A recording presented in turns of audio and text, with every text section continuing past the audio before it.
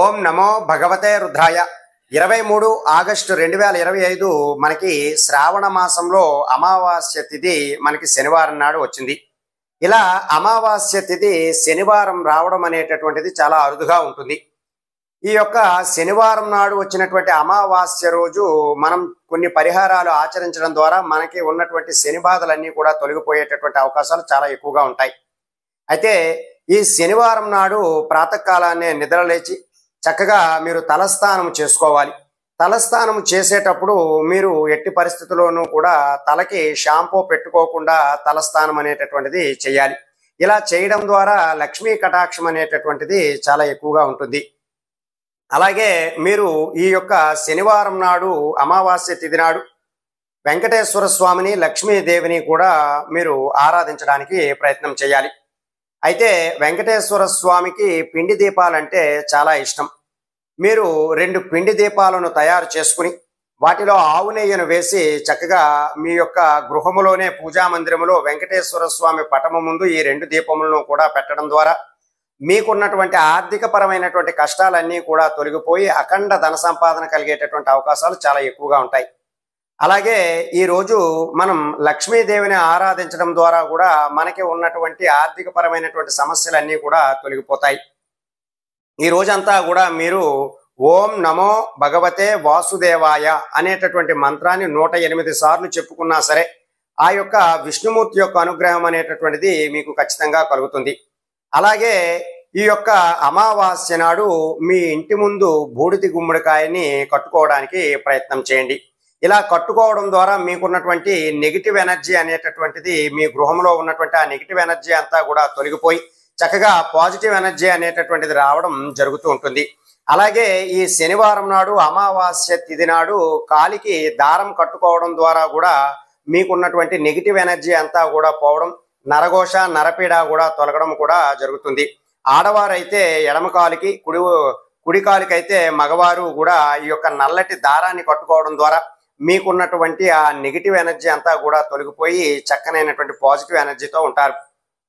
అలాగే మీరు ఒక యాలకుల మాలను తయారు చేసుకుని లక్ష్మీదేవి పటానికి వేయడం ద్వారా కూడా మీకున్నటువంటి ఆర్థిక పరమైనటువంటి సమస్యలన్నీ కూడా తొలగిపోయి అఖండ ధన సంపాదన కలిగేటటువంటి అవకాశాలు కూడా ఎక్కువగా ఉంటాయి. ఎవరైతే ఎక్కువగా ధన ప్రవాహం కావాలి, కొంచెం త్వరగా మేము ధనం అంతా కూడా సంపాదించుకోవాలి, మేము పనిచేస్తున్నటువంటి పనిలో మాకు వృద్ధి ఉండాలి, అందులో ఆర్థిక పరమైనటువంటి అభివృద్ధి ఉండాలి అని కోరుకునేటటువంటి వారు ప్రధానంగా ఈ అమావాస్య నాడు ఒక ఎర్రటి క్లాత్ లో మీరు రాళ్ల ఉప్పుని వేసి మీ ఇంటి ద్వారానికి గాని లేదా మీ ఇంటి ముందు గాని వేలాడుతున్నట్టుగా గనక ఎర్రటి వస్త్రంలో ఈ ఉప్పును వేసి ఉంచారు అంటే ఖచ్చితంగా మీకు ధన ప్రవాహం అనేటటువంటిది కలుగుతుంది. అయితే ఎవరైనా గుమ్మడికాయను వేలాడదీయలేనటువంటి పరిస్థితిలో ఉన్నవారు కనీసం కలబంద మొక్కనైనా సరే మీరు వేలాడదీయడం ద్వారా మీకున్నటువంటి ఈ నరఘోష నరపీడ అనేటటువంటిది తొలగిపోయే అవకాశాలు చాలా ఎక్కువగా ఉంటాయి. అలాగే ఇంకా ఈ రోజు మీకు దగ్గరలో ఉన్నటువంటి దేవాలయంలో మీరు బ్రాహ్మణులకు నల్ల నువ్వులు దానం చేయడం ద్వారా కూడా మీకున్నటువంటి శని బాధలన్నీ కూడా తొలగిపోతాయి. అలాగే నవగ్రహాల చుట్టూ కూడా మీరు 9 లేదా 11 ప్రదక్షిణములు ఆచరించినా మీకున్నటువంటి సమస్యలన్నీ కూడా తొలగిపోయే అవకాశాలు ఎక్కువగా ఉంటాయి. అలాగే ఈ శనివారం నాడు అమావాస్య తిథి ఉండడంతో మీరు ఆవాల నూనెతో మీరు రావి చెట్టు దగ్గర దీపాన్ని వెలిగించినా సరే శనిగ్రహ ప్రభావాలన్నీ కూడా మీకు తొలగిపోతాయి. అఖండ ధన సంపాదన అంతా కూడా కలిగేటటువంటి అవకాశాలు చాలా ఎక్కువగా ఉంటాయి. అలాగే ఈ రోజు దద్దోజనమును తయారు చేసి మీ దగ్గరలో ఉన్నటువంటి దేవాలయంలో ఉన్నటువంటి భక్తులందరికీ కూడా ఈ ప్రసాదాన్ని పంచడం ద్వారా మీకున్నటువంటి ఆర్థిక పరమైనటువంటి సమస్యలన్నీ కూడా తొలగిపోతాయి. కాబట్టి ఈ విశేషమైనటువంటి శనివారం నాడు అనేకమైనటువంటి పరిహారాలన్నీ కూడా ఆచరించి అఖండ ధన సంపాదన పొందడానికి మీరు ప్రయత్నం చేస్తూ ఉండాలి. అయితే ఇంకా దగ్గరలోనే మీ దేవాలయం దగ్గర కానీ లేదా మీ చుట్టుపక్కల ఎక్కడైనా పేదవారికి ఈ పూట భోజనం పెట్టినా సరే మంచి ఫలితాలు అనేటటువంటివి ఉంటాయి. అలాగే నల్ల కుక్కలకు కానీ కాకులకు కానీ మీరు చపాతీలను కానీ ప్రసాదంగా వాటికి పెట్టినట్లయితే మీకు శనిగ్రహ దోషాలన్నీ కూడా తొలగిపోతాయి. అయితే ఈ రోజు శనివారం నాడు అమావాస్య తిథి నాడు గోమాత చుట్టూ ప్రదక్షిణం చేసుకోవటానికి ప్రయత్నం చేయండి. ఇలా చేయడం ద్వారా కూడా మీకున్నటువంటి సమస్త పాపాలన్నీ కూడా తొలగిపోయేటటువంటి అవకాశాలు చాలా ఎక్కువగా ఉంటాయి. ఇంకా లక్ష్మీదేవి యొక్క అనుగ్రహం కోసం సాయంత్రం సమయంలో మీరు ఆవునేతి దీపాలను కూడా వెలిగించడం ద్వారా లక్ష్మీ కటాక్షం అనేటటువంటిది మీకు కలుగుతుంది. ఇక స్వామివారి యొక్క అనుగ్రహం కోసం మీరు లక్ష్మీనారాయణులు ఇద్దరికీ కూడా ఈ రోజు పూజనంతా కూడా జరిపించుకుని లక్ష్మీదేవికి గనక మీరు హోమం కూడా జరిపించుకున్నట్లయితే మీకు అఖండ ధన సంపాదన అంతా కూడా కలుగుతుంది.